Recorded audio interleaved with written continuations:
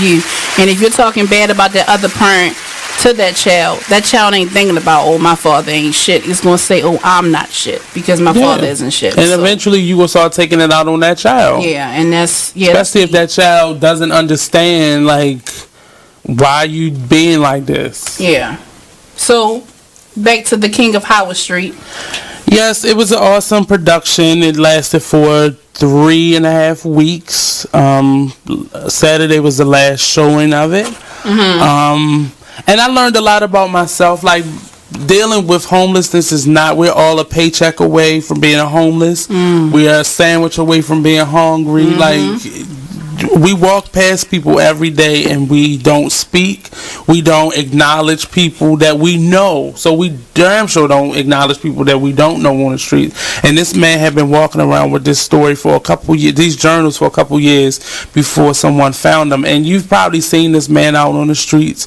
And he now is getting better. He's off the streets. He has a home, and you know, he's doing a lot better for himself. And this was an expression of, you know, of love for him, that he was able to see himself reflected on a stage somewhere. And eventually this is probably going to be a book of his experiences. I'll have him on my show shortly. How is he today?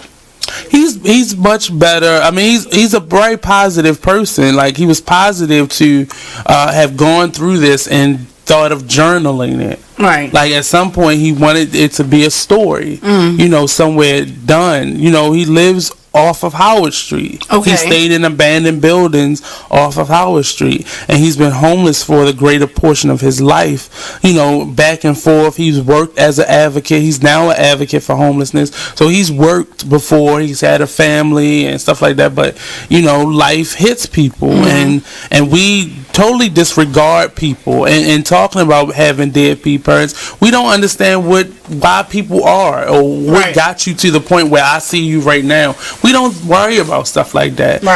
When stuff happens to people, like, I'm a strong person, so despite... You are listening to BeExposedRadio.com.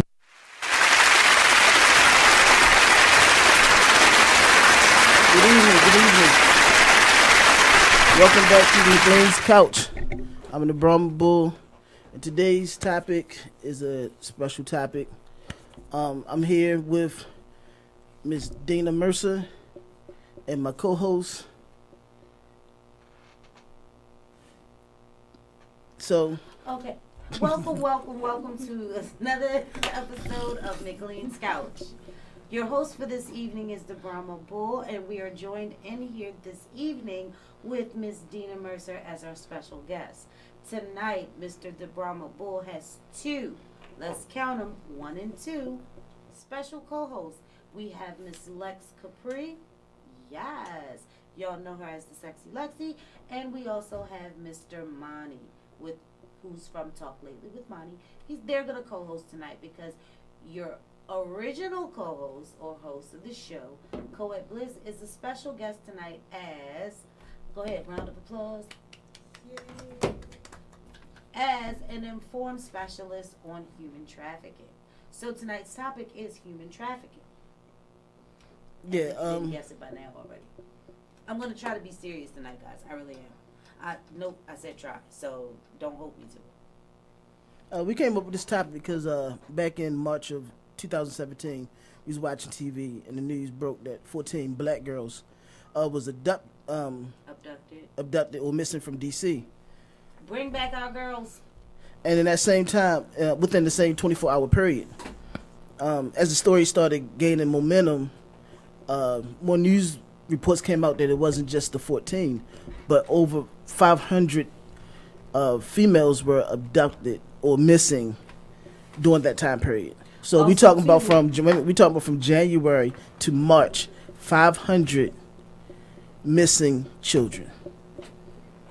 But also, too, if you remember back last year in Africa, there was an abundance of black women who were abducted as well. And there was never a follow-up story as to whatever happened to those girls. Here in the United States, people are coming up missing daily. Yeah, and according to a spokesperson from the D.C. mayor office, they counted some of this to runaways. And my thing is, when you listen to the story, is why are these repeated runaways? What is going on? Why there's no real resources to reaching out to these runaways if you know they're repeated runaways? Then you start digging deeper and you start realizing something deeper than just runaways. And when you start doing the statistics and start digging deeper into this subject matter, it's a lot of people coming up missing. So we decided to do this topic to not just shed light to missing people, because I'm quite sure we've seen now this hundreds to thousands of people missing, but to educate people also on this topic, because lots of us have children or young females and males. That's, I think, a misconception that they don't realize there are actually a lot of males come up missing too. That is true. We definitely want to bring awareness to the vast communities, because once upon a time, like a lot of black kids were not getting taken. We weren't a hot commodity. Back in the 80s and the 90s, you saw someone on a milk carton, they were usually Caucasian or Hispanic. It was very rare that we seen a child or a person that was of Black American descent. But now it's becoming so prevalent with organ stealing, human trafficking for sex. It's just. And that was one of the things that brought light to the 14th, the D.C. thing, is that it wasn't shed light onto the 14 girls until people started making noise and uproar. It was, I'm going to tell you what it was. Black Twitter, Black Facebook. I said until people started making noise. Yeah, but it wasn't just people. It was the black network. And I get that, but truthfully, this topic is so deep. I didn't want to just go on the color, because it's not just so about many color. Because when it comes to our people, let's now. I'm not a black and white type of person.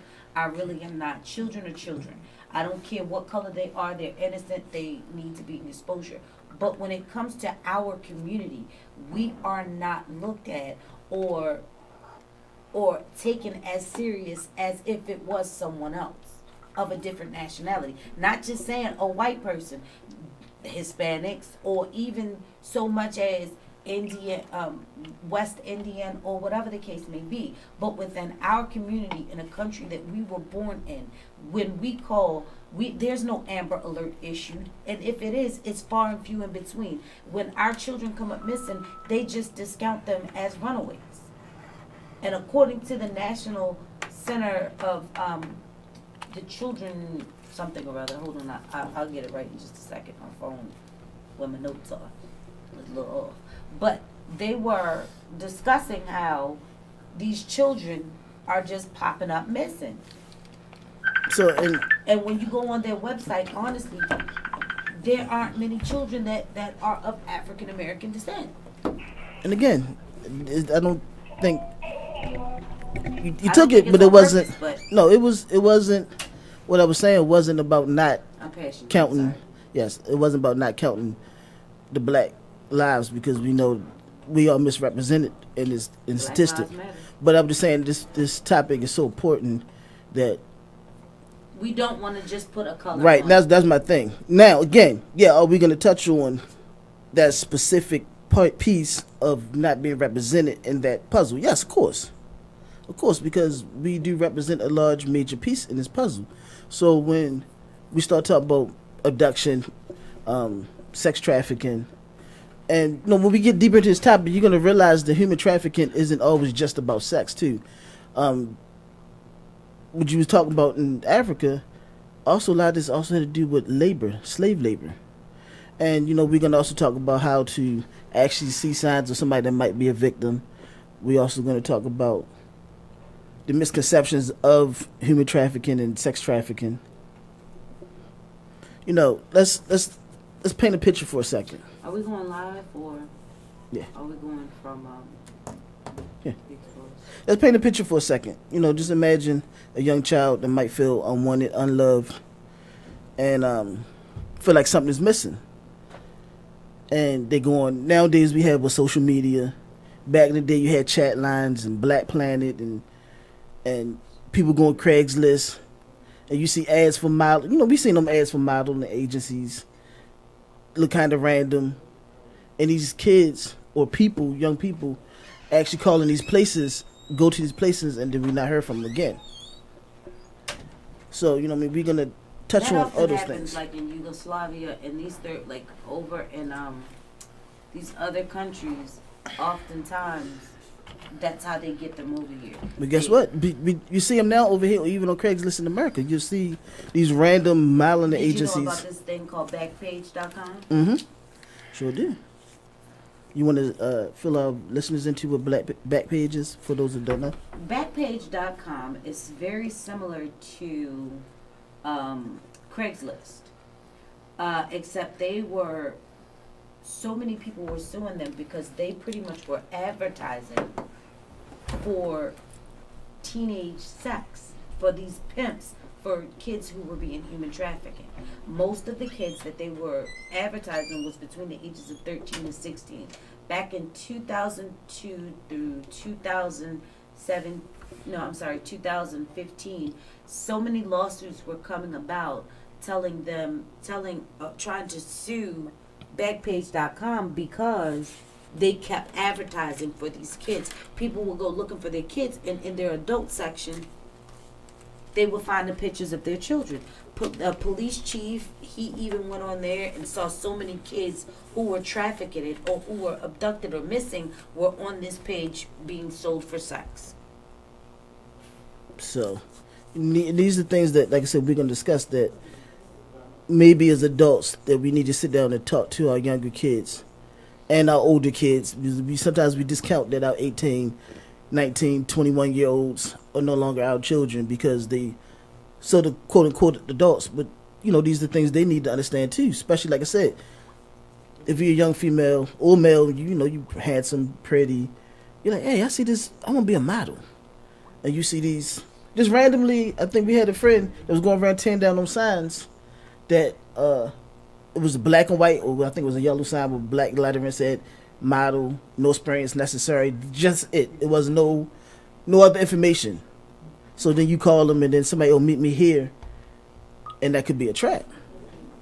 The next thing you know, this person ended up missing. It is. It really is.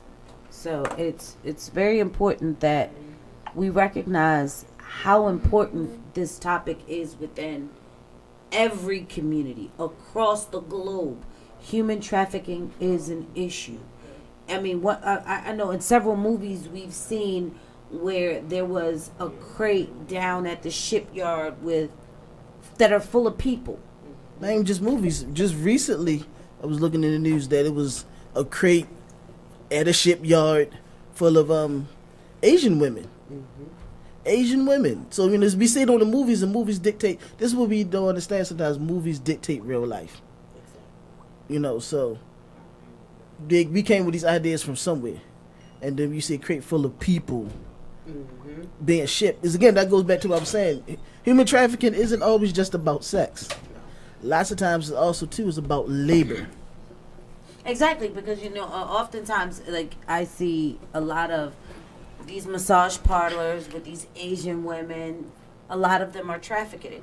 Oh, a few years back, the braiding salon that I used to go to, right on Reisterstown Road and Northern Parkway, the African guy got busted because he had a bunch of African women in there who were trafficked, and he was forcing them to do hair just to make money, and he wasn't giving them anything. Or wasn't it, I think it was back in the early 2000s, it happened up on Park Heights Avenue and on the Jewtown side where the little kids, their heads got decapitated? Yep. I don't know if you remember. I remember how that happened. Actually, my daughter went to school with those children. Yep, and she cried. Come to find out that the mom couldn't pay whoever got Get to the her. mic. Oh, I'm sorry. Paid. I'm sorry. I can't even hear my earphones. I'm sorry. My fault. My earphones aren't. They're not. Turn them I up. don't hear Yeah, nothing. turn them up. Okay, my fault.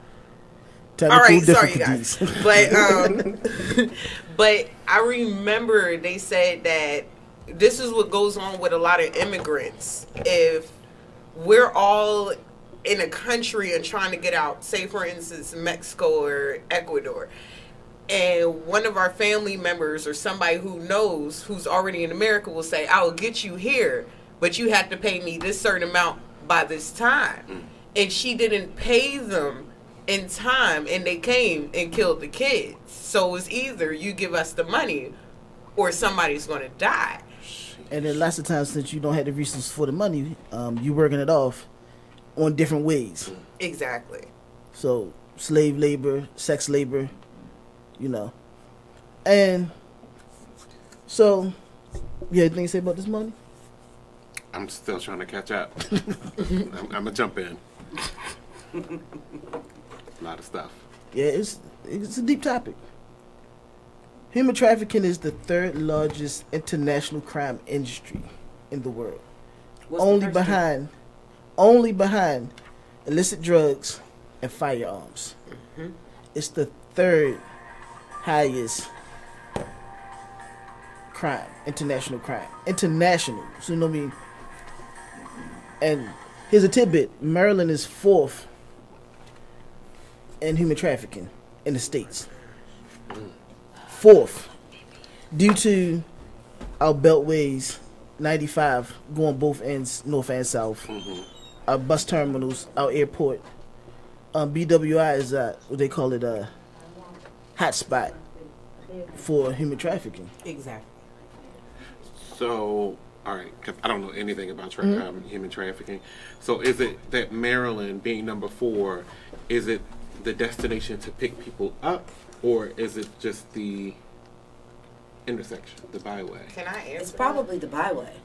It makes sense that it would be the byway. It's a big byway because you have a lot of, how to say this without, you have a lot of politicians, and the city knows about it. Like the DC girls and the cops, they know about it. You know how up here they had stopped the undercover stuff going on with the cops and the firearms. Down in D.C., those police officers knew about the sex trafficking because the cops would get the money from the pimps. And with the cops getting that extra money, that means I'm going to look away. So up here, it was guns. But down in D.C., it was these children. Somebody's making money somehow. And I'm not trying to throw dirt on all politicians, but we all know how they get down. And what happened in the dark, finally years later, because they said because of Black Twitter and Facebook, somebody brought it to light. Because nobody's really out there looking for them babies. Human trafficking estimates $23 billion a year. That's a lot of money. What you say? Get on the mic, bro. He said like porn. Yeah, it's because it's part of, even though we don't admit to it, it's that taboo that we don't admit that it's part of the sex industry. You never know. Some pornos you could be looking at teenagers. And it's the unpaid market, as though you get free labor without having to put anything out. You know what I mean? Think about this: with human trafficking, you could reuse that same product. You don't have to worry about re-ing up, getting a connect. You have the product right there. So that person could constantly go out and bring in your money. So that's the reason why it's so high in demand. And to go back to what you was asking about the byways, has a lot to do with the byways. Maryland, you can easily connect to Philly, New York, Delaware, Pennsylvania, Virginia, D.C. Again, all these places have major international airports. Right. So outside of you shipping them nationally, you can ship people internationally throughout Maryland. And our special guest, Ms. Dina, Hi, y'all. actually was human trafficking. So she can tell us her story about her human trafficking experience. In our next segment. Yeah, in our next. Here, you got it. I got you on McClean's couch. All right, so I was watching. There's, if you really want to learn more about it, you can go on. Hold on, give me 1 second. 2 seconds. 2 seconds. You can go on Netflix. Shut your pot hole. You can go on Netflix. Netflix has a few things that I was watching this week about human trafficking. one of the ones that I found to be extremely interesting, I mean, I really was all the way in. I mean, like, all the way live with this one, was I Am Jane Doe. It was telling us about, it tells you about various girls who are being human trafficked, how they were stolen, how they were taken, how they were tricked by other women or other girls. Now, these girls were between the ages of 13 and 15. It was roughly about 6 of them. And they were talking about how Backpage.com, when they went to sue them, were protected by Article 203, which states that a party, or let's say like Facebook, Google, these websites cannot be held accountable for third-party ads. Even if they give them the guidelines on how to promote their services, they cannot be held accountable. So all of these lawsuits, and it found out that these two men, they owned a magazine. I think his name was Lacey and Fitzy or Fitzgerald or something. I don't know. They were two fat white men. You know, they're always protected. But these two men had this successful magazine. They talked about, oh, we're really good on journalism, but they were the mother company of Backpage.com. They gave up the magazine. They gave up the magazine. Get 30 seconds. They gave up the magazine just so that they can be sole proprietors of Backpage.com, and I'll tell you the rest of the story when we come back from break. Hit us up at 410-702-5657. Excuse me. You're the guest. You can also text us at 443-642-9403. We'll be right back.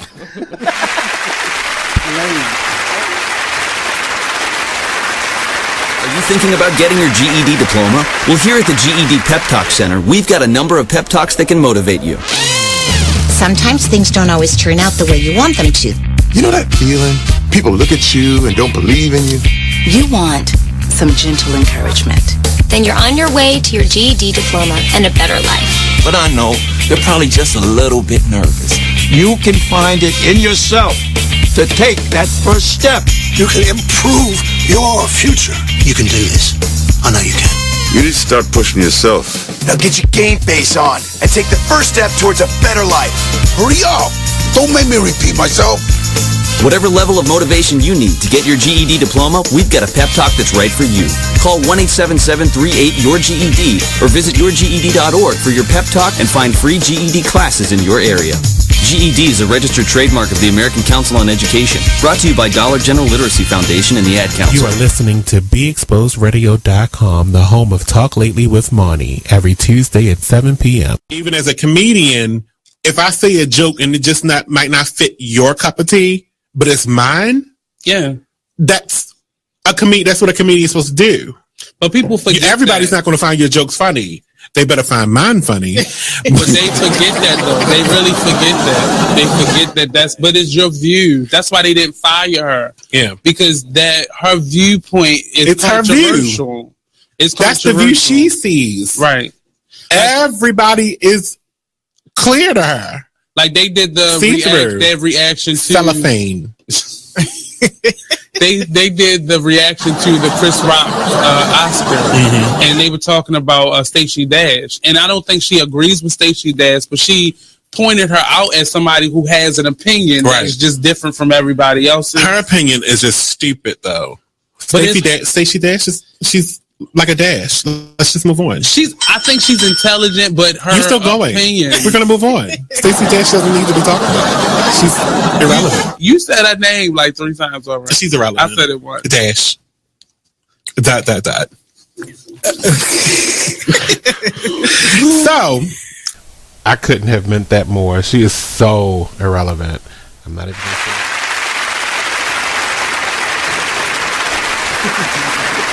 Welcome back to this hot topic of human trafficking. You dry. You know what? Welcome back. Hey, y'all. I mean, it's a serious topic. What do you want us to do? So you was in the middle of talking about some show. You know what? I'm not doing this. I was serious. So, I was co-hosting. all right, in human trafficking, like I said, on Netflix, they had this one called I Am Jane Doe, and they were talking about, you really got to watch it. I'm just giving you some of the meat and potatoes. I'm not going to give you the peas and carrots. I Am Jane Doe, right? I Am Jane Doe. Okay. About about kids who were being abducted and put on Backpage.com. Really watch it. Another one that I was watching was Captive.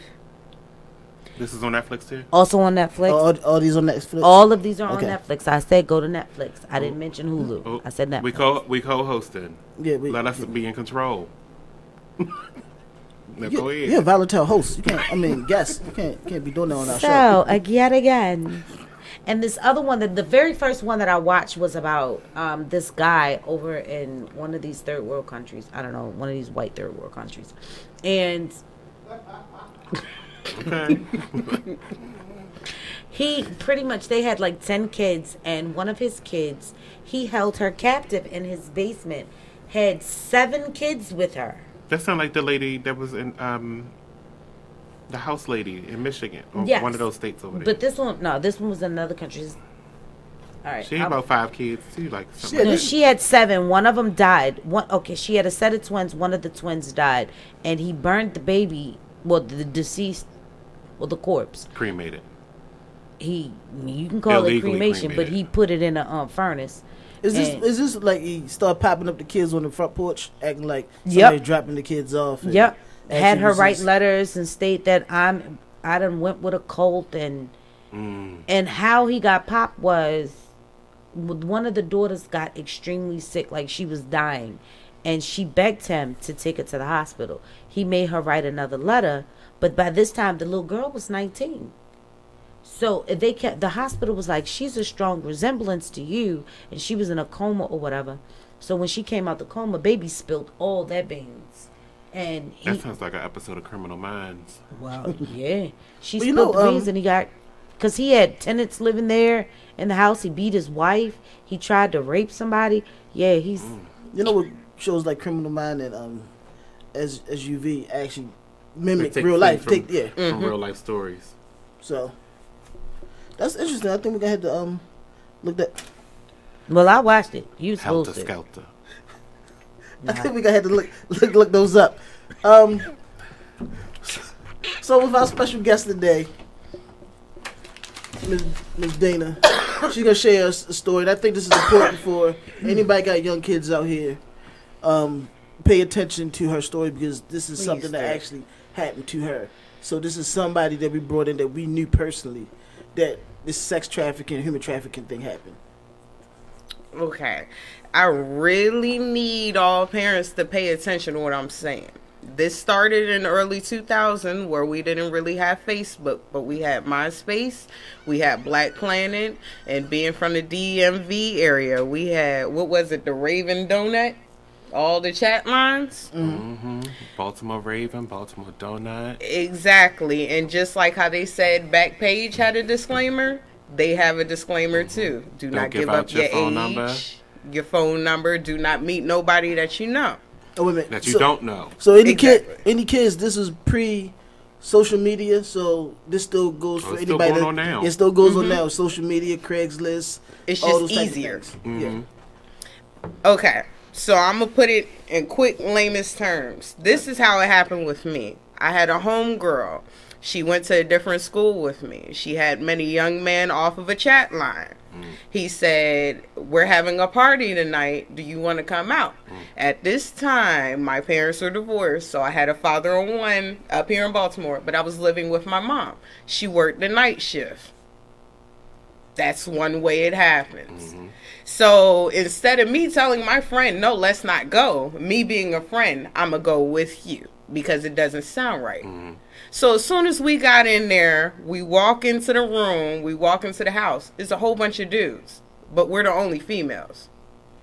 So what am I saying to myself? Now we have to leave. So instead of staying there, hence it's in the middle of January. It's snowing outside. But I'd rather walk this mile to Anacostia Station, by the way, that's in D.C., instead of, how to put it this way, It was a supposedly train or something that was going to go on. An orgy. Now, some days... Gangbang. There you go. Some days, I wish we would have stayed, which is y'all understand what I'm saying after I'm done. But other days, I'm glad that I didn't because it made me who I am today. So after we left, we got to Anacostia Station. The last train that was leaving leaves at 11:30. We got there at 11:25. And you know how black folks are when they want to go home. They're closed. So we're sitting at I remember the bus stop, and it was looking in the Anacostia River. She puts down in her phone, which is, I'm not going to disclose her name because she is deceased. And she said, let me call my brother. He had a black Tahoe, the old school Tahoe, the box ones. So we're sitting there waiting. He says, I'm on my way. I'm going to come and get y'all. She's supposed to be at my house. I'm supposed to be at her house. That's another thing that teenagers do. Hey, so y'all left out to go to a party. Exactly. Okay. Mommy, I'm going over so-and-so's house, and she did the same thing. Our mothers work both at night in the airport, so they ain't got time to pick up the phone to be like. So, at the end of the day, my stuff powered off. But at the end of that night, we were waiting for a black truck. A black truck rolls up. She goes, yeah, that's my brother. She runs up to the car. All of a sudden starts speaking, and I'm getting our bags together. She starts screaming. I'm running toward the car to snatch her out. And as soon as she's like right where she's sitting at. And as soon as she snatches her, I feel somebody snatch me like out of the air. And I went into another truck. All I know is her truck went left and mine went right. Now, as far as where she ended up at, I don't know. But I know that these men had to know each other. So as soon as I got to the place that I got to, I was blindfolded for about 2 hours. I heard a whole bunch of dudes talking. And at this time, this is when the Dipper was really big in Baltimore because I smelled that embalming fluid with that cigarette smoke. So after that, they take off the blindfold. I have a gun to my face now. Either you're going to do what I say, we have your ID card and your keys to your house, or your parents are gone. At 14, what do you think you're going to do? So, at that time, I'm asking where my friend, where's she at? And excuse, I don't know. It's mostly like, don't worry about her, fuck it, don't worry about. So, I'm sitting here trying to figure out how I'm going to get out of this situation. So, I'm sitting here, I'm thirsty, I'm crying. And of course, here's how it happens. And I want all the young women, even if you're over 18, pay attention to this. Out of all the bad wolves in the room, you're going to have that one good guy that's going to play the good guy. Gave me a drink or something, and then the rest of that night, I really don't know what happened. So, exactly. And at that time, the only thing I was doing was smoking cigarettes, and I felt like I was like thugged out at that time. Like you was a part. Right. Because the area that we came from was Prince George's County. And not all of Prince is, everybody knows about Prince George's County. Some parents are well off there. I came from Lotsford Road. So, of course, two young black females who don't know anything about the streets, don't know nothing about the hood in D.C. because we living over here, like Becky's, we're the easiest target. So, after that first day came. It was 19 degrees outside. They didn't have any BG&E on in there. They didn't have no hot water. I know for 45 days I had to wash up in cold water. The only thing they gave me to eat was a pack of oodles and noodles. And maybe I may get a juice. So when they're trying to get and then most of the men who know these young women are young are the old ones. The ones that get the first of the month check. Your granddaddy, your uncle, the weird uncle. He's most likely the one that, and they know how old these girls are, but they don't care. I remember one time, it was 2 weeks after that, I tried to run away, and it was about 10 dudes in this one apartment. I touched that door handle, and I got jumped by 8 men and pistol whipped at the same time. I just got my jaw fixed last year. They don't care. So as far as what's going on my dad's side, now that I'm an adult and I know what's going on, so as parents. How long How long were you in? 45 days. Just okay, 45. I ran. Right. The cops did not come and look for me. My dad was out there handing out, you know, missing posters because of being the father. But as far as my mom, she literally had to leave the United States and go back home to the Bahamas. She couldn't take it. So there was no, for the 45 days, there was no cop involvement looking for you at all?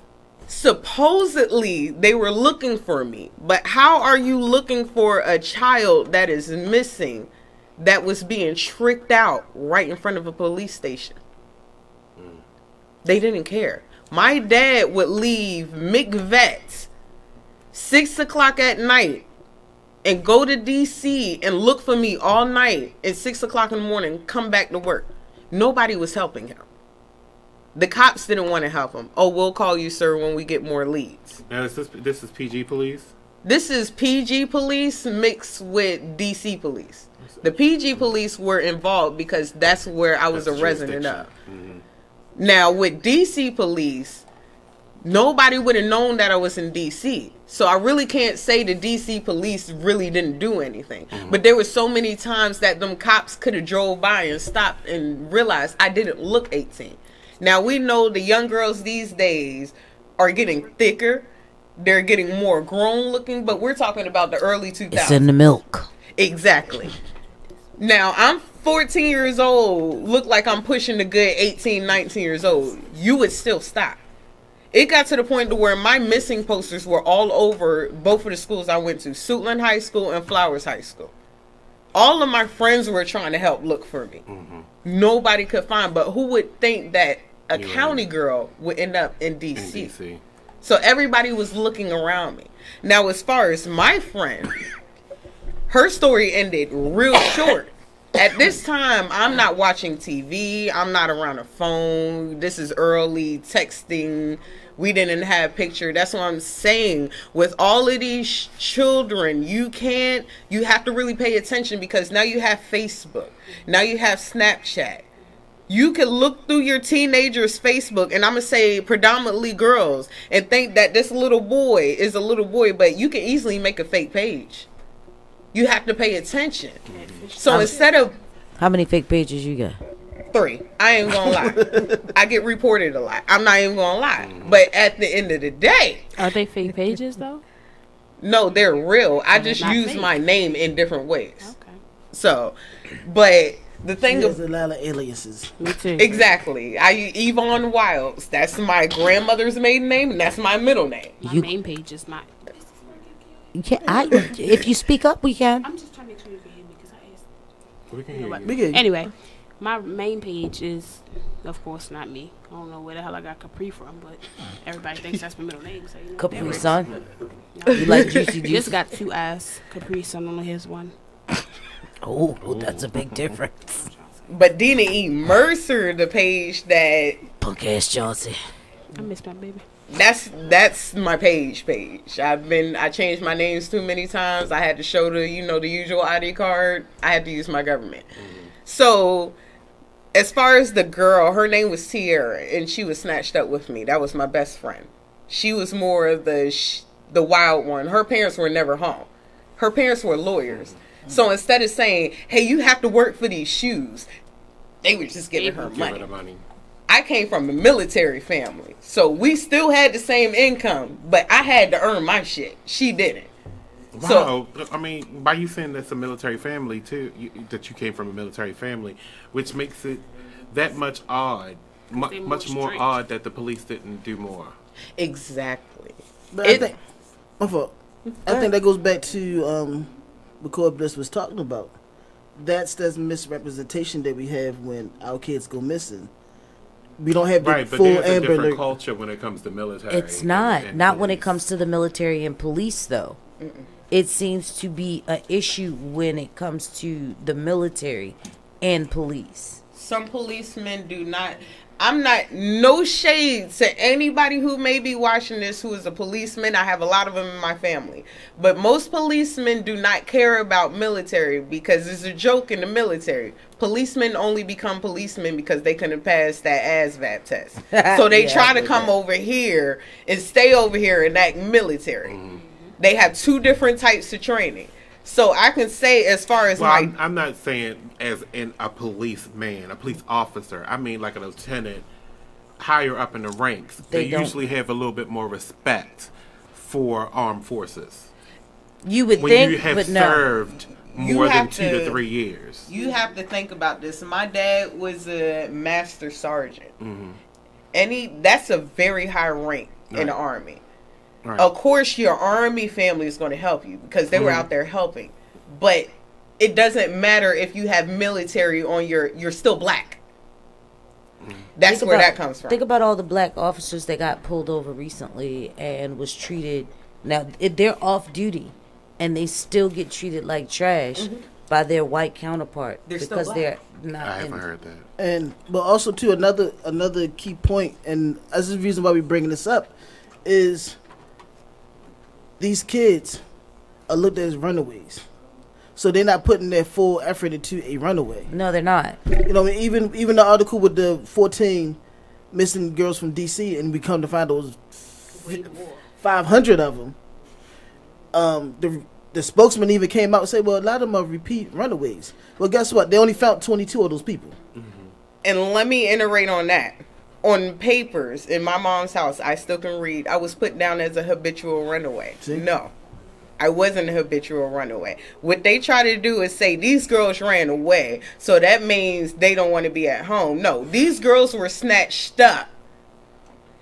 Now, the girls who do run away and end up with these pimps is all cool and dandy for the first 2 weeks. Oh, she drinking, he getting my hair done, we partying, I ain't got to go to school. But when it's time to go back home, that's when that gun come out and everything switches. You're not going home. And then that's when them girls get caught up. Like, it was one of the girls down there who was found. I wasn't kidnapped. I wasn't sex trafficked. I ran away. I couldn't go back home. I read through that bullshit. If you really felt like that, you would show your face. You know, that girl did not show her face. She was threatened. There's a question for you. How was your readjustment when you came home? Very bad. I couldn't go back to school. I felt like somebody was coming to get me. I felt like any car that passed my mom's house and my dad's house was out to look for me. It's to the point to where I dropped out of school for 3 months and stayed in the house. I did not go outside. I did not want to talk to anybody. I started getting in trouble. I started rebelling.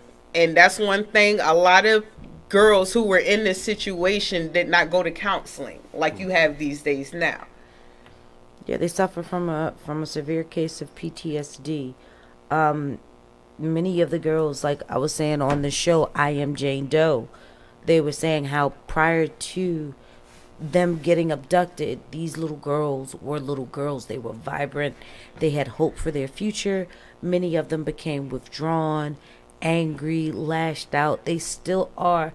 Even though it's 10 and 15 years later, they're still dealing with the residual effects of being abducted. Right. So, the other part of that question is, were your kidnappers or captors caught? One was 3 years ago when I first moved up here in Columbia, Maryland. That's when the sex trafficking first started. He was one of them. I can say it was about 12 of them. Now, I don't know how many more it was. I know this 17-year-old who got us out the house, I found him online. Now, there's another 17-year-old at that time who used to hang around my abductors.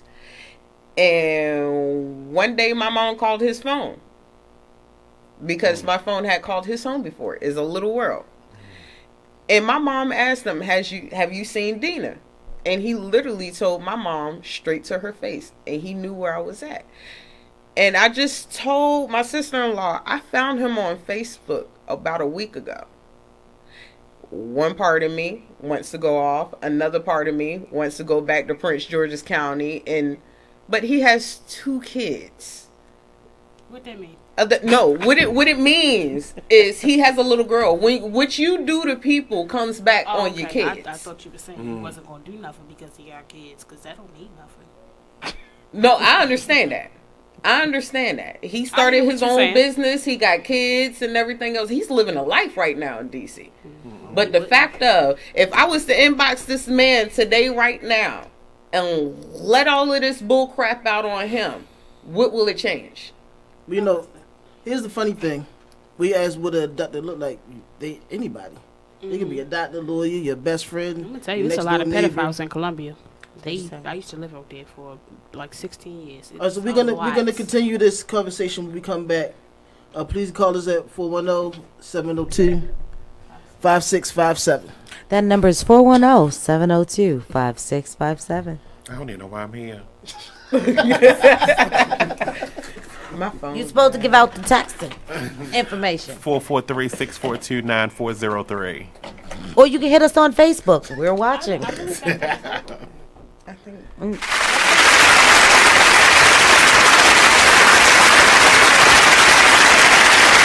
You're listening to BeExposedRadio.com.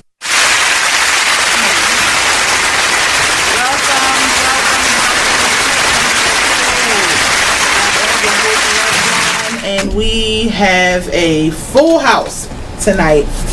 My co-host Leslie Swirl and Miss Lasha G, y'all already know. Hey. Tony Bling, y'all already know.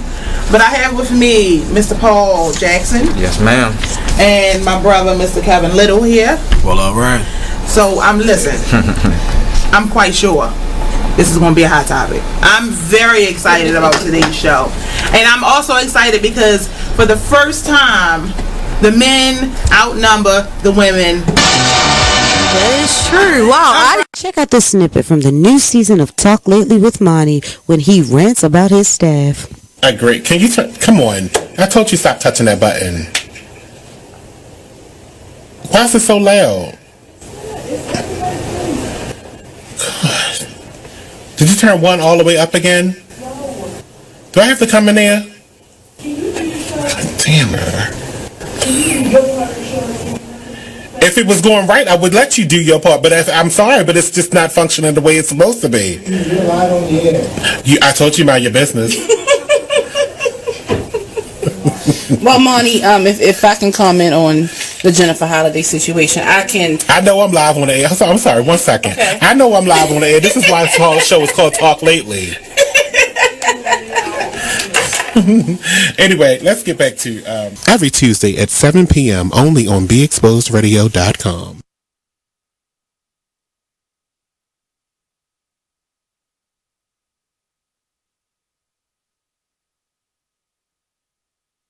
Check out this flashback of the Artist Exchange Radio Show on BeExposedRadio.com. How did you know that this is what you wanted to do as far as being a singer or entertainer? It's always been in me. It's always been a part of who I am since a child. Since a child, I've always gotten karaoke boxes, and I've always learned this song and solos in school and all of those things. And I met my Reflections actually in high school, and we were singing and we were singing back then, choral music. Douglas High School. Yes, quack, come on through here. So 2 G's in a day pass. Okay, 2 G's in a bus pass, baby. It used to be, of course.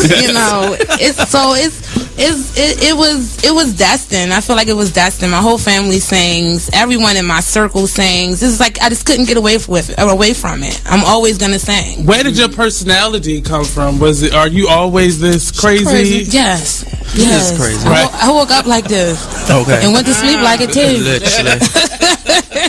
The Artist Exchange Radio Show every Friday 7 p.m. to 9 p.m. every Saturday 12 p.m. to 2 p.m. Real artist, real talk, real live on BeExposedRadio.com. You are listening to BeExposedRadio.com, the home of Talk Lately with Monty, every Tuesday at 7 p.m.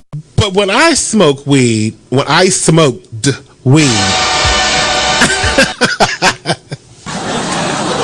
was a D on that. When I smoked weed, my inhibitions actually weren't wild. I wasn't like, oh, I want to go fly on a kite or jump off this roof or something like that. No, it was quite the opposite. I was very laid back. I actually wanted to eat all the time. Gosh, and I never would get full. And I got sleepy. So I never wanted to go out and do something wrong, like break windows, drive under the influence. Definitely not drive under the influence. Hold down, baby. Because I wanted to go to sleep like very badly. Like, high sleep is the best sleep ever. Gosh. Irresponsible child abusers are going to have free access. That's not the truth, because if they do legalize it, they're going to probably put the same stipulations they do for cigarettes. Now, if you are under 18 and you wind up getting a pack of cigarettes, then that's what happens. I had a pack of cigarettes before I was 18. So what? Because they was, cigarettes was in a machine that,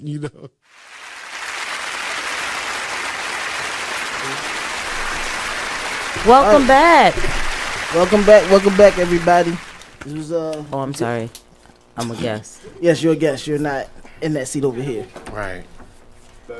You're not being a good guest. I know, it's so hard. Yeah, I know. When somebody had me in the co-host seat. How hard?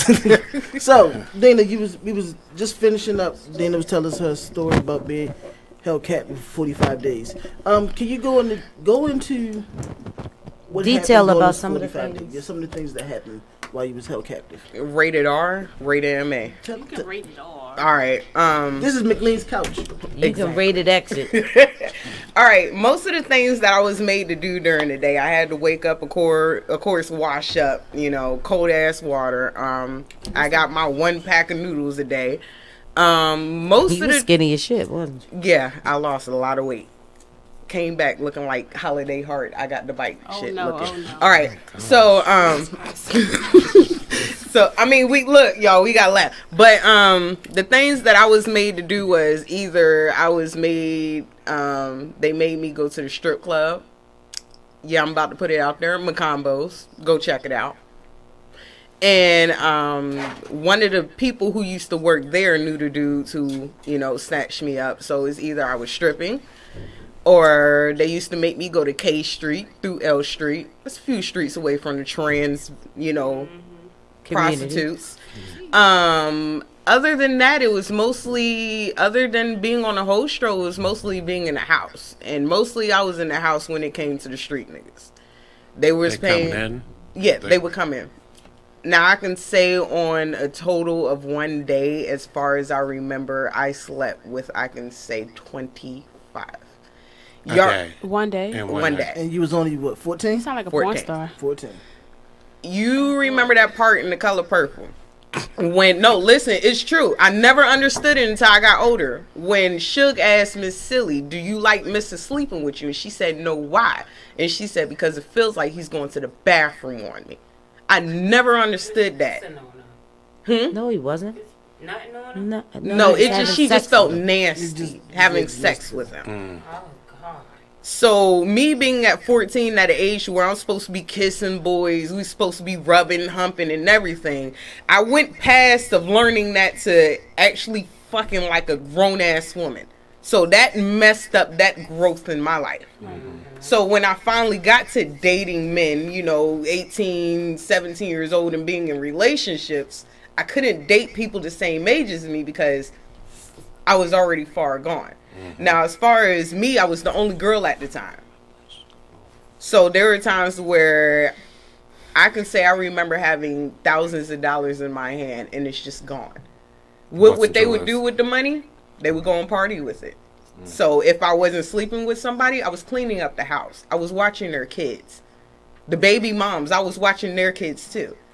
And it's not only the men who knew about this, the women in DC knew about this too. They didn't care as long as they had that money. So let me ask you a question. Was you the only person in that house? Was it other females? I was the only person in the house. They split us all up. Each of us had our own little abandoned house to live in. I remember the one time I did run back into Tierra and she said at this time they're supposed to be doing this. I guess it was one of their birthday parties. And we were both going to be at the birthday party and we were both going to run. I guess she ran a little bit too quick and they caught her. And I don't know if y'all remember hearing about a teenager being chopped up and found in a dumpster some years ago in DC. So when that hit the news, everybody who's looking for me thought it was me. So everybody backed off thinking that oh no, that has to be Dina so and so, she's dead. My parents didn't give up. Now, as far as me, how I ran, all you gotta do is wait till niggas get high and drunk, and they girlfriends go in there and start having sex or whatever.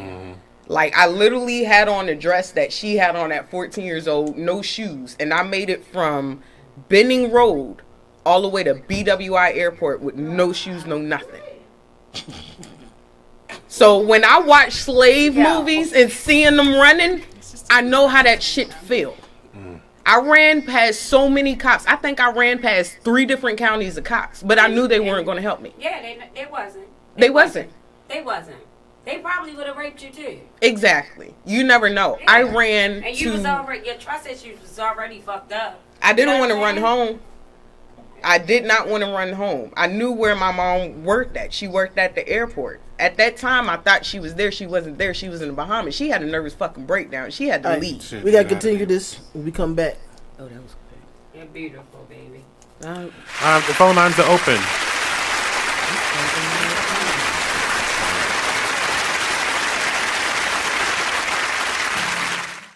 Man, it is what it is. Man, it is what it is. Well, it is what it is. This fly T Miles, also known as Tyree Miles, and Mr. Miles the writer. Hip Hop King, check us out every Friday on Be Exposed Radio at 9/11.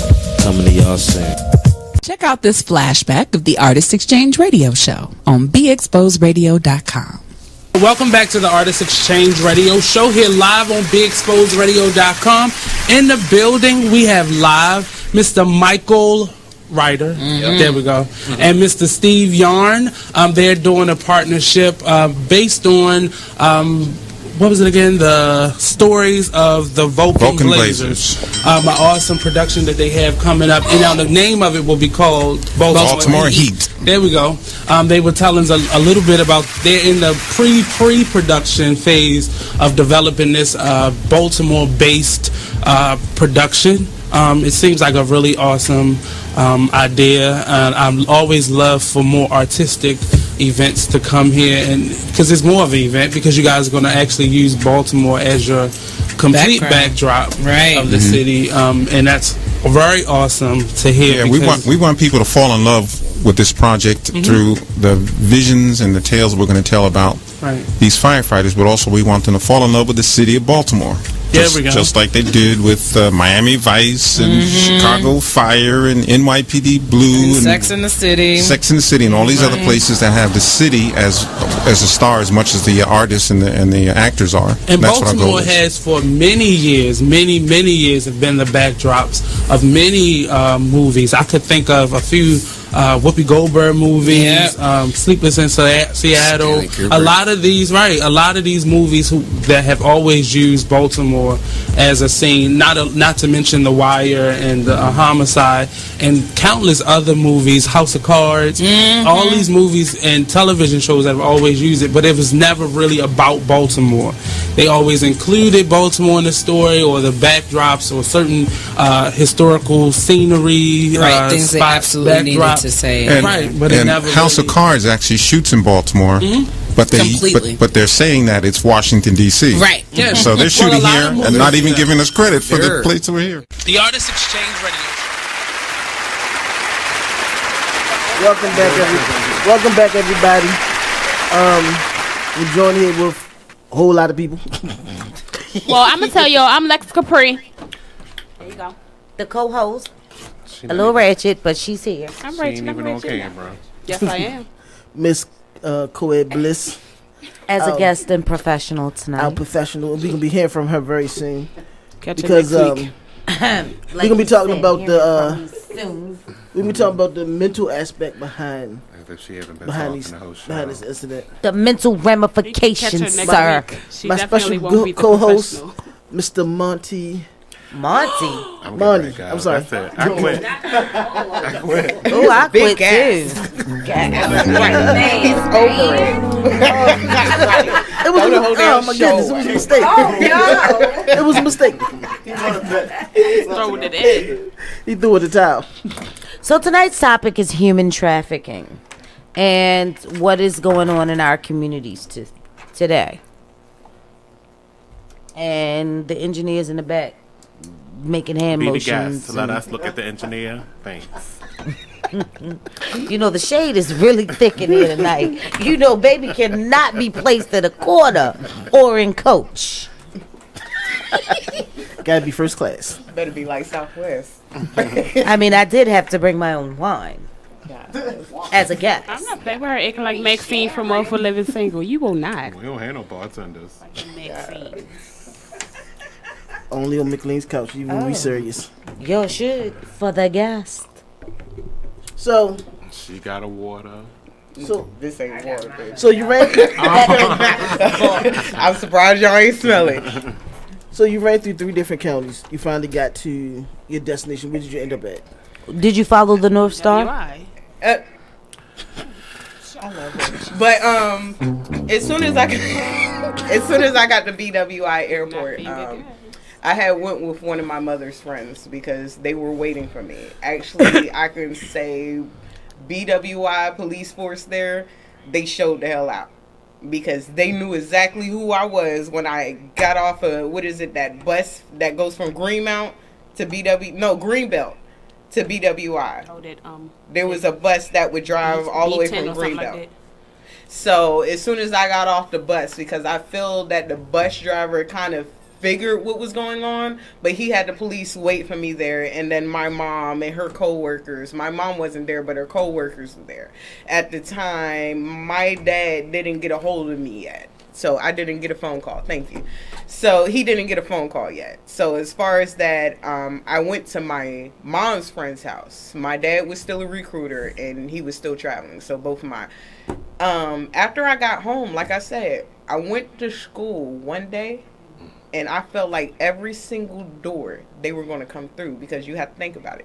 They had the keys to my house, and they had my ID card. Being a military child, we all have ID cards. So they knew exactly where to go for. One thing that I wanted to run for was, instead of BWI, I wanted to go to, I can say, Fort Meade.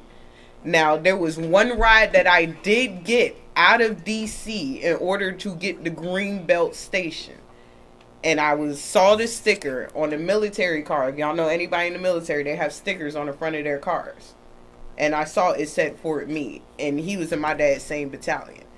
So that's what I'm saying. As far as people talking about why aren't the cops are not here.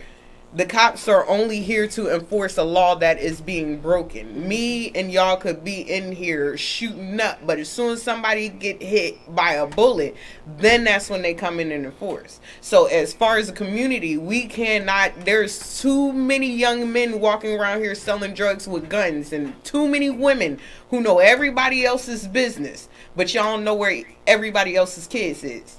But y'all know where their own kids is.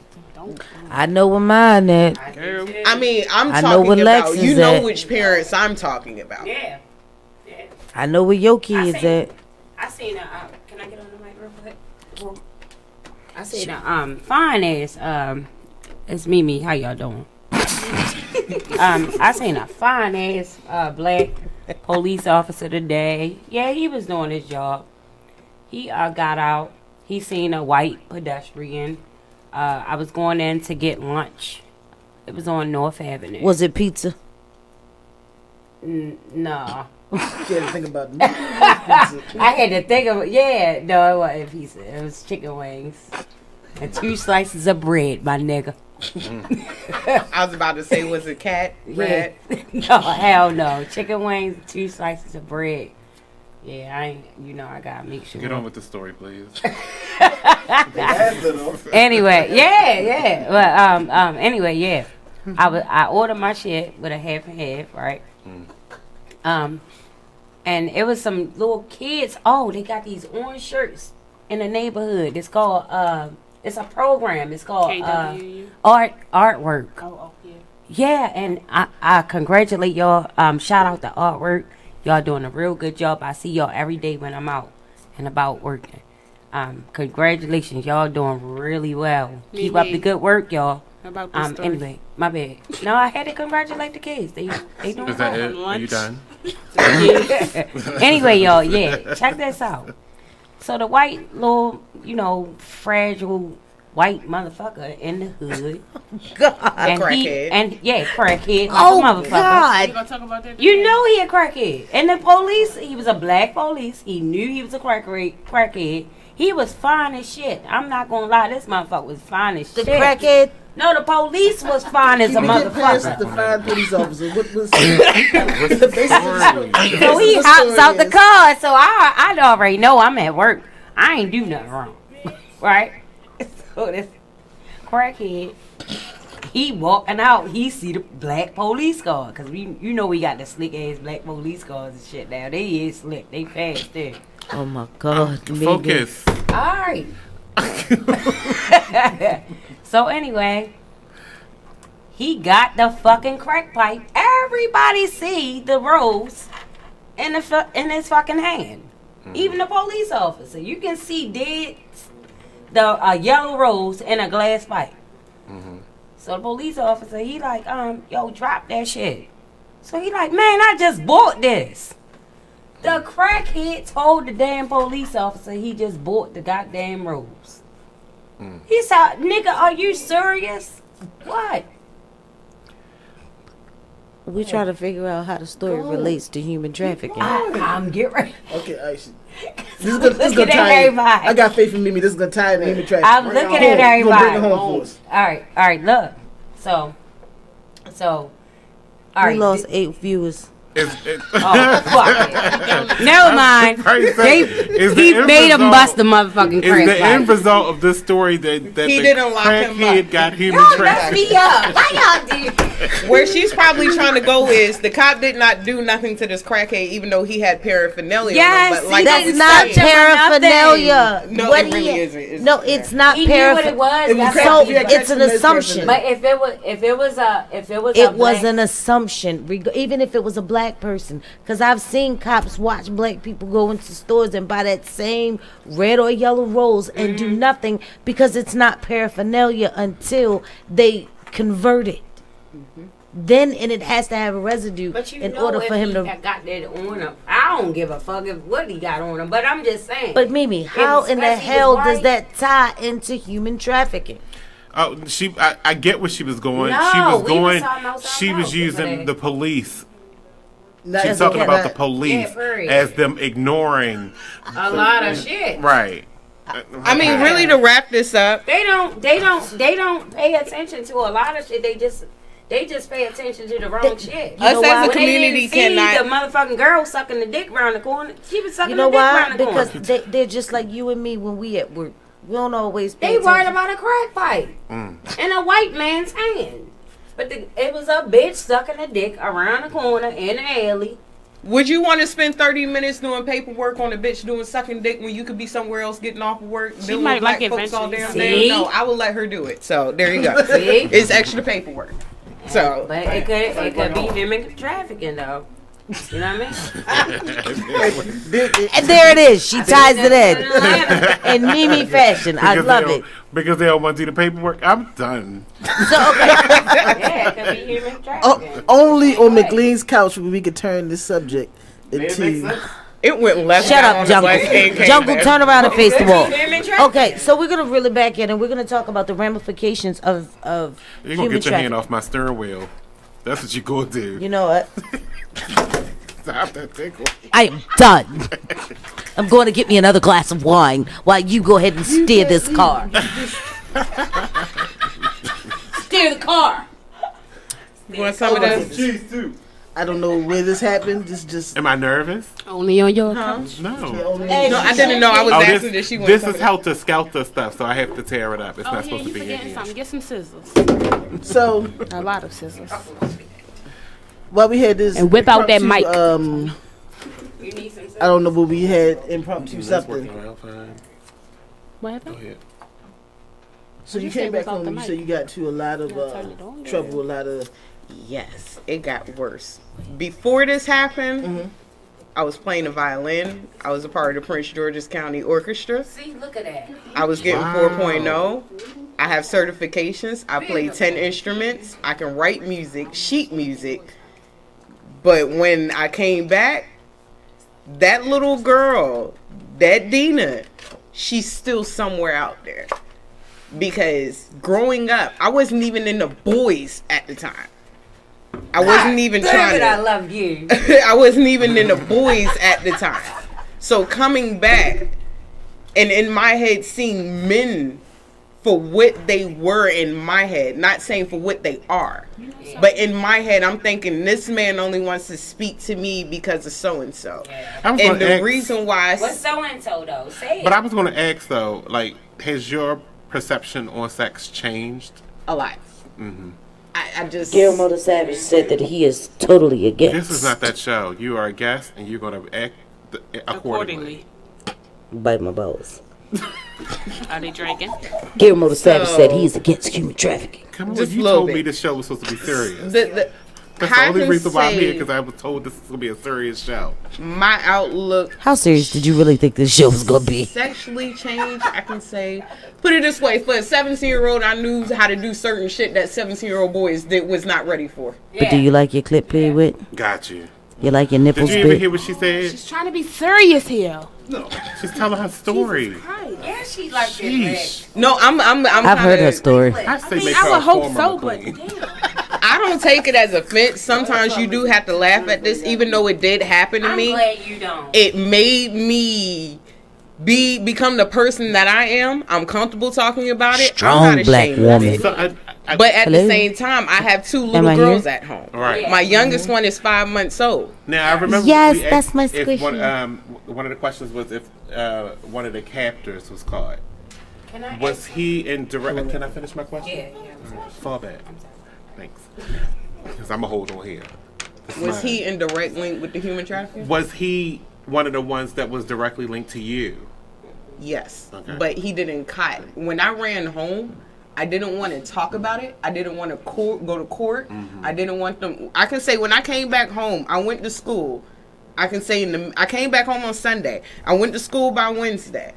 I can say by Wednesday night, I was officially a resident of Baltimore City. Mm-hmm. There was a gunshot through my mom's, like a sniper shot, and it went straight through 3 rooms. So and then after I moved, my house is right here, and you had a car sitting right here watching my mom. They had to sell the house. You think they were retaliating? That was them. But you didn't know any of these people? No. Have you ever seen Ever seen them? Never seen them. Never seen them. So they were just casing y'all. Yes. The way you described it, The reason why I think they came back is because they was afraid if I was to say you have a whole bunch of grown men through the age of 21 through 30, you have a 14-year-old. They already had my military ID card. So all of them really together is facing 30 years just for having that ID card. I find it perplexing because, my question is, you weren't directly in result of his prosecution, though. No, he just slipped up. He kept doing the same shit over and over again, and he got slipped up. Yeah. See, back in the day, like I said, it was the chat line, and it was Black Planet, it was Urban Chat, High Five. Yeah, let me show my age. Yeah. We didn't have MySpace at that time. We didn't have Facebook. So now with all of these Studio girls, 54. exactly, exactly. So when you have now these girls disappearing, as parents, you do have to watch over your child. Yeah, you want to give your child some room, but you paying a phone bill. Go through their shit. You could be thinking that she's talking to her homegirl to go out, but she's not going with them. Exactly, and that's how it happens. Stop. All right, we're going to continue this discussion. Go ahead. we got. Give us a call at 410-702-5657. Am I ever going to get to jump in? Nope. And text at 443-642-9403. We'll be right back. Screw you guys, I'm going home. Ain't nobody ask no questions tonight. This is how it is. Everybody, check out what you missed on the one and only Be Inspired radio show. So, since we're talking about the book, can you give people a synopsis of what the book is and what's the name of the book again, and then what it's about? The name of the book is From Trial to Afflictions. More than one, because there were more than one afflictions. Yes. The book is talking about, actually, it's my life story. And I have to add in there that when that prophet told me, he said, tell your story, write the story. He said, and God said, tell your addiction. Now, see, I'm not going to tell the addiction because you have to get the book to read it. But it was about deliverance. It was about all the, trials and tribulations we go through. People that come in. Check out what you missed on Be Exposed Radio. Listen to Elizabeth Warren talking about Black lives and Black life. Police are not occupying armies. This is America, not a war zone.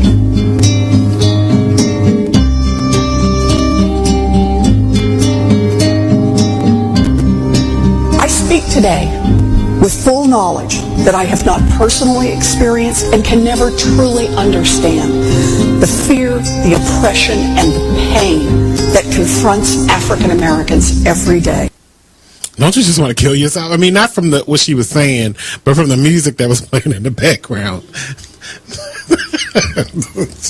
I just want to, gosh, but every word she said was prolific, and it did not come from what is now becoming mainstream as white privilege. She has a sensibility about her, and the way she speaks about different things that has, from the first time I saw her, I can't remember what state she's in. I think she's in like North Carolina or something like that, somewhere I'm not going. That some kind of sensibility about her that makes me like her for president. But she's not running. We have this old guy that looks like he should be on the popcorn box. Then we have Martin O'Malley. Fine. We'll settle if we must. Welcome back, everybody. So we just talking to Miss Dina Mercer about her ordeal being human trafficked. It's a great, horrific ordeal. I mean, it's a serious story. It's a serious story, and I hope people have their children listening to this story because it can happen to anybody.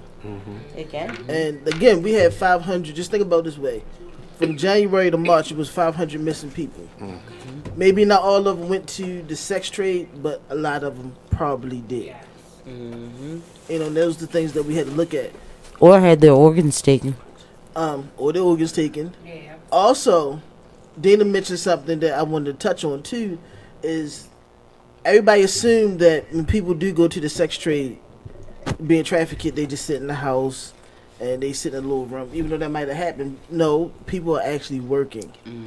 And some of these businesses are fronts, from construction sites to restaurants to hotels to strip clubs, model agencies, escorts. So we had to be careful what we put our kids in, and we allow kids to be around. We have a caller. Boom, you on the air. Hi, I'm calling in. I was watching your online thing, your live video. Welcome. Hello. Thank you for calling. Hello. Can you hear us? Welcome. Yes. This Kiana, I was watching your live, and I actually wanted to comment about the human trafficking thing because I am a survivor of human trafficking. Yes, she is. According to what she said, like watching your kids' phone, Facebook, who they talking to, for me, it can go more than that because you got to watch your kids at school, too, because people just prey around kids at school, looking to the innocence of, okay, this child face took her down. She looked this way, she looked that way. Like, they really prey on kids, not just who you talk to. Like, your kid could just be in school. You never know. Somebody might just take your child from school. Like, I've been in situations where I literally watch people take young girls, 13, 12, and they're just gone, and you can't really do much to save these little girls. So it's like, what she's saying is true, but I was in it for about 8, 9 years, from the age of 14, 15 So it's just like, I just want to say, like, you really got to be real cautious of what your kids doing. Not just your girls, but your boys too, because it's for everybody. It's just not maintained to one sex. Yeah, you're right. If you don't mind explaining, how did your ordeal happen? I'm sorry, can you say that again? What happened to you, Kiana, when you were placed in human trafficking? So with me, it started with a family member. It was, okay, you living here, you got to sleep with this person, that person, just to make a living. I had to even sleep with them just to be able to have somewhere to live, just to be able to eat. Like, I was young. I didn't know nothing about human trafficking. I'm just thinking, okay, this is the way of life. Let me just go and sleep with this person and that person just to have somewhere to lay my head. It went from a family member to the family member telling me to dip to a different person. So, like, throughout my life, it's just been an ongoing, like, this person, that person, through abuse, through, okay, you have no choice but to stick with this person. You have no choice but to go out here and walk up and down the street. You have no choice but to go in this club. You have to make a certain amount. If I didn't make that certain amount, it was either life or death. It was either, okay, I'm going to beat you half to death for you to make your amount, or you just going to be outside all day. You're going to be outside all day and all night. I've been in situations where I had to take a 12-year-old from their home because I thought that something was going to happen to me. I never knew that none of this was wrong. And up until about 2, almost 3 years ago, I was going through the same thing repeatedly. And it all started from a family member. Wow. How long did this last for you? I just came out. I first started, I was 14, and I'm a surviving human trafficking going on 3 years in October. Oh, wow, okay. So, and just remember, you are still a beautiful, beautiful girl. Yes, you are, Kiana. And you're a strong person for telling your story. Yeah. We gladly appreciate it. How long were you trafficked? From 14 to about 3 years ago. Oh, wow. So what was some of your... How old is she now? 14, from 14. How old are you now? How old are you now? I'm 27. 27. Wow. Well, you made it. You notice what's going on now. And yes. all you can I'm do sorry. is help other Wait a minute. women. Excuse me, it feels like I have on a wig and it's hot. I'm sorry. God damn, Monny. I'm sorry, I'm starting to sweat and everything. This is not okay. What was some of your go for it. mental issues that you had to deal with going through this ordeal? Go ahead. I'm sorry, say that one more time. I said, what were some of your mental issues going through this ordeal? What are some of the things that you worked out that you had to deal with during your ordeal? I had to deal with having kids. I have 3 kids out of the whole human trafficking. Out of all of that, I got 3 kids. I had to, like, work out, okay, what am I going to do with my kids? How am I going to work around my life with my kids? I'm stuck in this situation with my first child. I don't know what to do. I even had to leave my son with his father just to try to get on the right path, and it was hard. But it's like, even now, I'm still, like, scared. Like, I even still try to worry about, okay, I can leave my kids here and nothing's going to happen to them. Like, it's still every day repeatedly. It's still times where I still have flashbacks about what happened, and I be scared. For me, it's like, it's not a terrible thing. It's like, once you see it and once it happens, it always runs back. So it's like, even to this day, I'm not... PTSD? Yes. I still suffer with anxiety, and it's hard with 3 kids. Have you been seeing your therapist? Yes. She don't do nothing. Oh, God, Kiana, really? Don't pay her. I can second that. They talking about it is not going to take it away. I mean, I would like to disclose something if it's okay with the Kiana. Yes. Are you sure it's okay? Yes, it's okay. I used to work with Kiana. I was her therapist for quite some time, and we made a lot of progress. Didn't we? Yes. So, yeah, we have got to find you the right therapist to work with you. And also for the record, because I'm also a counselor too. Your counselors I can't hear you. As I'm also a counselor too, by trade. She know. Even though sometimes we say they don't work. Yeah, by profession, trade. We also got to realize that You see, you went there. I don't want you to ever say that. He has a degree. He's not By a trade. profession, thank you very much, sir. It's not a trade. Monty said you got a master's, act like it.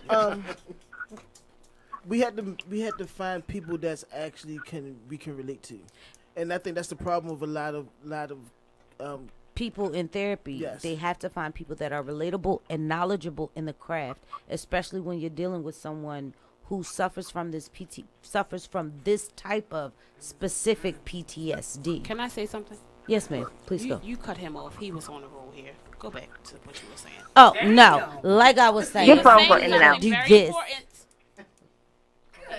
Is that why y'all sitting across? No, because I'm supposed to be a guest. I got a this question evening. too, but I'll Go ahead, Jamal. Go ahead, Jamal. No, go on. My question is It's time from another Can survivor you hold your question? Kiana, please hold on the line with us. We got to go to break. Oh, I'm sorry. Go ahead, Monty. No, I was letting you finish. Go ahead. Oh, she cuts everybody off. As a guest. What we're not going to do this today. Thank you.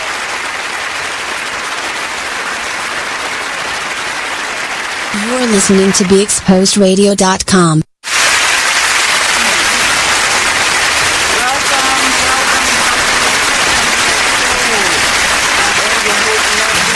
And we have a full house tonight. My co-host Leslie Swirl and Miss Lasha G, y'all already know. Hey. Mr. Tony Bling, y'all already know. But I have with me Mr. Paul Jackson. Yes, ma'am. And my brother, Mr. Kevin Little here. Well, all right. So I'm quite sure this is going to be a hot topic. I'm very excited about today's show. And I'm also excited because for the first time, the men outnumber the women. Only in the forest can you see this. But nothing beats the moment you see that. Cool! That's your child's eyes opening up to a world of possibilities. There are some moments only the forest can inspire. Find yours at discovertheforest.org. Learn about forests near you and discover cool things to do when you go. And you might just see this. Visit discovertheforest.org. Brought to you by the U.S. Forest Service and the Ad Council. Be Exposed Radio. Definitely not taking responsibility for other people's emotions and things that's going on, and owning up to who you are. I know that's what you were finishing on, so you can speak more on that, sister. Yeah, just making sure, because at the end of the day, what happens to us, especially women, we're nurturers. So by life, we tend to want to, I call men projects, like fix-me-uppers, people that come with issues. And for some reason, people, we all have issues, but people who, want you to help them through their issues, So we take on projects because we get to the point to where we're like, okay, I just want to have somebody, as opposed to the quality of the person that you're getting. And then we start to own all of their issues, and we start to feel bad because things are not progressing the way that we want it to, and that's not fair to us. So we can't own somebody else's stuff. If somebody's not ready when you meet them, that's not your fault. That's theirs. It's their loss. You see what I'm saying? Hey, what's up? It's the man you all know and love, E. Digger, the host of the Charm City Direct Radio Show.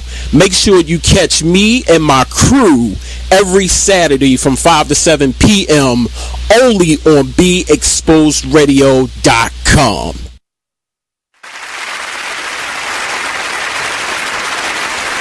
Welcome back to McLean's Couch. Very explosive show tonight. In the studio, we got Miss Dina Mercer, my co-host, Mr. Monny, and my special guest, Miss Coed Bliss. And your other co-host, Lex Capri, who stepped out right now. And on the phone, we have Miss Kiana. Are you still there? I think she hung up. I just heard her. Hello? Oh, she just hung up. Well, Kiana, if you're still listening, please give us a call back. But I wanted to ask a question about the therapy thing. Because from your experience, you're saying that it didn't help. What's that? Slit wrist or something? What? No, she was a cutter. Oh, okay. What was the bad part about it, though? Was it the talking about it or the advice? Hello? Kiana's back. Hello. Kiana, are you there? It's Kiana. Okay. Go ahead. Hold on real quick. It was more, it wasn't the really, I didn't go to, I was put in places like Shepherd Pratt. Those aren't Yeah, conducive. those Those are definitely meant for mentally disturbed. Exactly. patients. But because of her behaviors, when you don't have any idea of how to help your child or help in the community, the first thing they think of, oh, she is having combative behavior, she needs to go to inpatient facility. Exactly. Now, I actually want to ask Kiana the same question. What's not helpful about your therapist that you're seeing now? She don't know nothing about human trafficking. Well, there you go. She doesn't know anything about human That's trafficking. not going to help. That's just going to blind my And Dana, what was your problem with your therapist? My problem with my therapist were more of, it went from I have anxiety to I have post-traumatic stress disorder to the ending on the paper I have multiple personality disorder.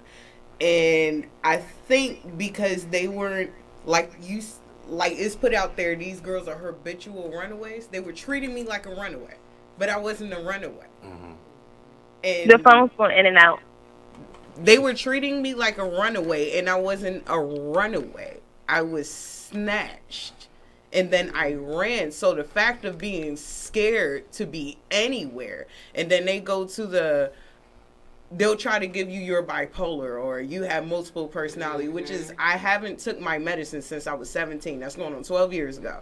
And the thing about that is, the reason why most girls like me may have multiple personality disorders, because what do they say when we have a PTSD episode? That other personality comes out. The trauma. And what it's called is, the correct terminology for it is DID, dissociative identity disorder. It happens when, like she said, people have a traumatic episode. They pull themselves out and create a whole nother person to take on that trauma. And DID is one of those mental health disorders that really, it doesn't get enough limelight or research because most people think it's a fictitious disorder. So, Ms. Coed, what's some of the things that you do when you worked with Kiana? Y'all had a working relationship, right? Yes, we did. Well, one of the things that when working in the community, period, not just with Miss Kiana, is the first thing you have to be is empathetic. You have to understand that there should be no judgment in here at all. As they're speaking, you have to understand that this is their experience. Their experience is their reality. Once you come to terms with that and you're listening to them tell their story, you have to know exactly where to start. The first thing is letting them know that they are the victim, and it's okay for you to feel like the victim. You don't have to feel guilt from the things that you've done because it wasn't your fault. You have to take that guilt away from. And that's their safe zone. Yes. And my counselor did not try to do that. You have to take that away from them. You have to take away that guilt feeling, because a lot of them feel guilt and shame. So when you say they didn't do that, this is the facility. It was more, we have Dina, we know what's wrong with her. Let's throw her on some medicine and get her back in school. Help, man. I see. And that medicine was not helping me because I was trying to get my personality back, but with certain medicines. Were you ever sent to a outpatient service? Shepherd Pratt, Townsend University. Still not. Yeah, I get what you're saying, but those are still hospitals. No, I actually stayed in them. I wasn't going in and out. Eventually, you're supposed to be able to move on to a private doctor where you can have one-on-one counseling sessions. When you get in those group sessions where it's those hospital environments, it's too sterile. What are you going to benefit from this sterility of sitting in front of maybe a group or never having that one-on-one counseling time? Or when you do have the one-on-one counseling time, they're traumatized from being in their environment. Pretty much. And groups, and this is the one thing that a lot of people don't seem to understand, is that groups can help. Groups are very helpful. Groups Hearing can other help. stories, hearing other comparisons, To feel like you're not alone, even though her story and your story are not the same. Your experiences are not the same. You still have something in common. You both had a traumatic episode that you both can relate to that no one else can. And with groups, you have a built-in support system. You know, when I run groups, I tell them all the time, y'all are your own support system, because people outside don't understand what you're going through. You know what I mean? Like you and Keanu still online? Okay. But like you and Nicole Keanu said, is sometimes the counselor. Kiana? Yes, the phone went in and out. Oh, turn off your show. It's like a back feedback. You said turn off my what? Do you have the show on? No, I just muted the TV. Okay. So sometimes you might feel as though the counselor might not understand, but it's that group member that can actually understand. And I've seen it with my own 2 eyes of people that I've worked with. Even though I was telling them certain things, they didn't get it until it presented it in front of the group, and then the group reinforced what I was saying, and he finally caught on to what I was saying. So, to what Monty's saying though, when we just throwing people straight into like Shepherd Pratt or those institutions, sometimes that's not conducive, because it's just a Band-Aid. It's a hospital. Yeah, it's a generalized almost. You know, you're supposed to be the counseling. host, and I'm the guest. It's a hospital. So you need to drive the van and let me have my section. I'm just saying. It's a hospital. We heard you the first 2 times. I'm just saying. I was trying to break up the. No. So I mean, another instance when working with people who suffer from this particular type of PTSD is you have to be able to walk and understand their plight. When it doesn't matter, even if you have a client that comes in who's into polyamory, and you have no idea what it's about, you have to do your research. You have to do your research. As a clinician, we have to have, what is it called? CEU's continuing education units. They actually have continuing education units focused on PTSD, human trafficking, polyamory, multiple lovers. Take these classes. They're Hello? very useful. Yes, Key. My phone went out. Okay, is it back? Guess not. Come on. I think Matt had something to say. Yes, Mr. Matt, Mr. Mastermind. Yeah, I have a question actually for both the young ladies. Can you speak up? You can hear me? I can hear you now. Can you hear me? Yeah. All right. So when you guys reach out for your counseling and you know to find help, when asking for help, do you actually open up? Because you know, just from talking to certain people I know that have gone through certain things, when you go through PTSD, I'm sorry, can you repeat that one more time? He's in the middle of it. You don't actually. Some people don't actually open completely up, so then it doesn't quite let you move on. So, do you open up when you talk to your counselor and or you know whomever? Hello? I've always. Hold on, Kiana. Oh, wait, let's rephrase All right, this for Kiana, the question that he was asking was, when you're in therapy with your therapist or counselor, do you actually open up and can you hear this? I need you to get to a spot where you can actually hear. Are you on a cell phone? Kiana. Hello? Okay, well, let Dina answer while we get Kiana situated.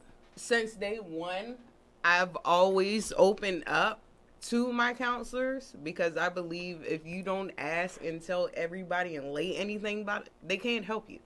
A counselor can't help you if you're only telling them half of the story. Now, if you tell the whole story, open yourself up, how you feel, how certain things make you feel, and still nothing being done, then you know it's not your fault. But as far as me now, yes, I reach out to a psychiatrist and a psychologist. I will be open again. I'm willing to try this one more time. But certain people do not feel comfortable because when you're in the situations that we have been in, we have grown not to trust. You might. Okay, we have grown not to trust a lot of people around us. So not everybody will be as open.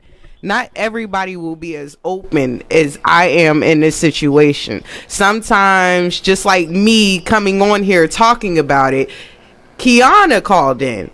You see, if nobody is going to say, hey, I'm going to put myself out there and say, hey, this is going on and this happened, nobody else is going to say anything. And that comes into like when you're speaking to counselors, just like they said in group settings. Some people may be or feel comfortable speaking in group settings instead of speaking alone. Some people may want to keep it to themselves. But at the end, is it between the victim? Do they really want the help? And do they know how to get the help? And see, one of the things is that I've noticed with working with people in this field is that the client has to feel like they can trust you. They have to feel a connection. They have to feel that you're genuine, that you are honestly there just for them, to help them, that you're not there just for a paycheck, that you're not going to sound like you came straight from a classroom or a textbook. Oh, they hate that. Yes. So being that way, a lot of them don't open up, and then they have a problem because many times they have multiple counselors, because counselors won't stay at these locations or these clinics because they don't pay well or whatever the case may be. And sometimes people who get medical assistance or who have low socioeconomic standings, they take the brunt of it. They don't get the help they need because they get multiple counselors back to back to back to back. To caseworkers. Exactly. And do you know how many times I've worked at a location and they'll tell me, oh my God, don't you know you like the 10th one I had this year and it's only the 5th month. And it makes the therapist or counselor think like, oh my God, 10 counselors in 5 months? Because people, what did I get myself into? People open up to so many different people. They tired of opening up. They don't want to open up anymore. That's what happened at my job now, and I'm taking on people that's had so many counselors. They're like, are you going to be around? I mean, that's what you get. As far as from my side of it, you have certain counselors who care, and you have certain counselors who look at you like a check. And some of us could tell. The counselors I'm sitting with, not only because they're family, but like I said, my sister-in-law was the first one that I opened up to because she actually cared. She asked certain questions. Actually, she pointed out certain things. But if I go to this woman over here who is just given to me, so how do you feel? What are you going through, Dina? And so I don't want to talk to her because I've been answering these questions for 15 years of my life. Read it in my paper. I don't want to. So if we don't have a counselor like you guys, we're not going to open up. And see, that's one of the things I don't do. I never look over the file because I don't trust what someone else wrote in their notes. Even though it may give me a brief synopsis of what's going on, I'll look at their diagnosis, I'll look at the last time they were there, I'll look at the medications, but I don't look at the notes. Because again, I want you to be able to open up and feel free to tell me your story. I don't want you to feel like I'm invading your space. I want you to be able to open up and it be genuine and fluid. All right, Dana, we have a question. Lakeisha asks, did your friend make it out? No, her name is Tiara. Her birthday was about 2 months ago. She would have been turning 29 this year. She tried to run. They caught her. They chopped her up, threw her in a garbage bag, and threw her in a dumpster. Around the time that happened, 2 days later, I popped up at BWI Airport and literally had to look in the plastic bag to say, yes, that was my friend and she was with me. And I had to tell her mom. The girl did not make it out. So the other girls that were around they there. Made you tell her mom? I'm still friends with her mom. I'm Facebook friends with her mom. I get that. The police didn't tell the mom? Right. The police, one cop did tell the mom, but the fact of I'm being looked for and then Oh yeah, I know the girl who got found. Come to find out, she's down at the mortuary. So they were handling two big things at the same time, and we had two counties. And because I was up in BWI, that's Arundel County cops that got added into it. So it's just the fact of the mom didn't know yet because they got a call and they called both of our parents, but the mom thought I was her daughter when she walked through that door. And when she didn't see her daughter and she saw me, I'm the one who volunteered to tell her mom and tell her what happened. I feel at fault, but at the same time, what could have happened to my friend if I didn't go with her? I'm the one who decided to leave. So, but yeah. Wow. Yeah, she did not make it at all. A lot of girls don't make it. A lot of the girls that we're seeing on Facebook, most likely, I'm sorry to say, it happens and it's the truth. Not a lot of us, just like Kiana, not a lot of us get out of it. Not at all. Because some girls are scared. They mess up. Yeah. When you have a gun to your face every day, are you going to run? So how do you use your experience to further today? Okay, we're gonna have her hold off on that. Remember that question. Question for the next segment. Yeah, remember that question. Think about it. We got to pay some bills. Go deep. Please give us a call at 410-702-5657. That sounds so much better. You do something. Hey, what's up, good people? It's the man you all know and love, E. Digger. Make sure you check us out every Saturday from 5 to 7 p.m. Eastern Standard Time, only on BeExposedRadio.com. Couple minutes left in the segment. Sure. Change is good. Yes. Knowing when to make that change in your life. And I think it's important that you know a strategy. You know where you need to go. But change is good. Everything don't stay the same.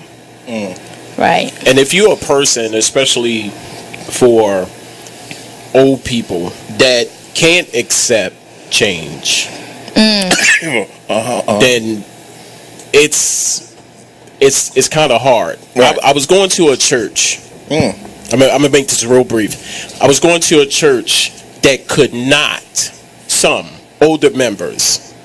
I attended the second oldest black Presbyterian church in the country. That's one. And why are you laughing? It's bad that you even knew that. And that's a soundbite. Yeah. So thank you, Eric. we would play certain music, and we implemented a lot of equipment or instruments like drums and piano, and the style of singing changed. And two people out of the congregation, after the service, they would go up to the pastor, sit down, and say, "Hey, sit down. Let me talk to you." And they will critique each song in the service every week, and it was change. It was evolution. You see what I'm saying? Wow. And they could not begin to accept it. Like, they are used to the traditional hymn. The Negro spiritual. Yes. Not only that. Looking for your next home? Kemp & Associates is a full-service real estate and property management company that's... What's going on this weekend? Nothing? It's too cold? Girl, I'm never going to go see this Selma movie. Gosh. It's sad. I don't like looking at people in old clothes. You know what I'm saying? Dressed in them styles. Those styles is played. And I definitely don't want to go see another movie where Oprah got her bags on display. The ones under her eyes.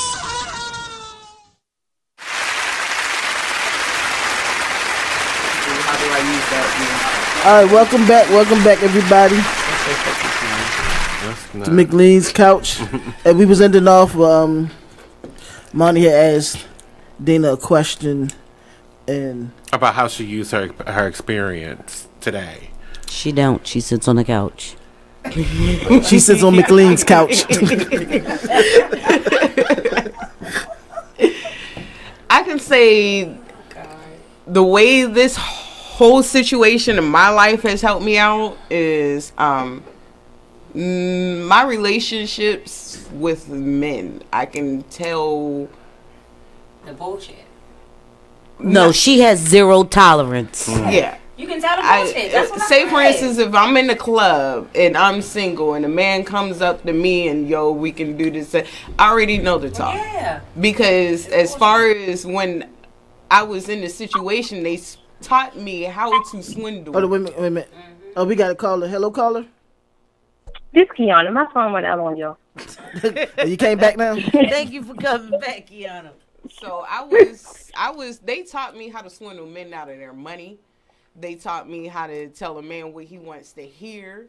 They taught me, so usually when I'm walking around now, I can say, just use for like Greenmount Avenue, just walking to the damn store, I can tell the difference between, and then another thing, it shows you who the pedophiles are. One thought at a time. One thought at a time. You can tell.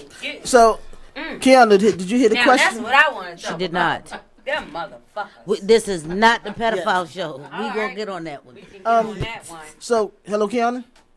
Yes. The question was, how did you experience? How do you use your experience in your today's world? So, right now I'm actually working on my own presentation for human trafficking because I'm normally with Arminta, and everything with them is like statistics, less people we can find off the internet. So I've been trying to use my own personal experience as to get a presentation and start in churches and different places just to teach people about it. Okay. She did I wrote a book about it.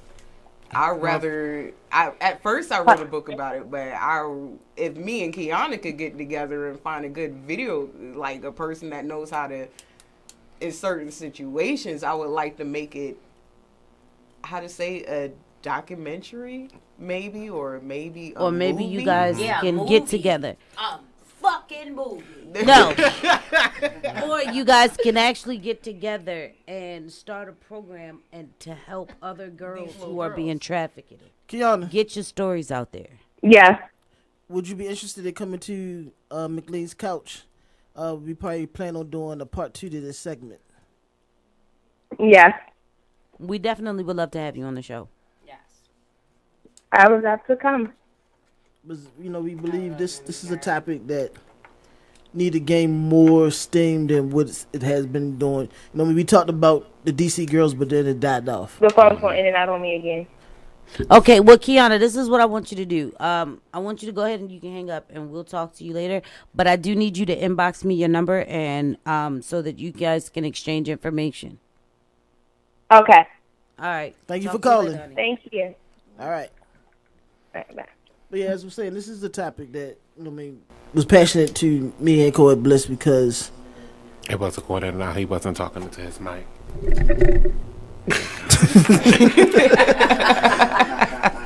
Oh my goodness. Really are going through something today. I'm on this salad thing and I'm drained. Yo is hangry. Protein. Yeah, he's angry. Eating salad for like 3-4 weeks. What the hell is going on? He look like on diets in here. I have to. No, y'all need to be on mines then.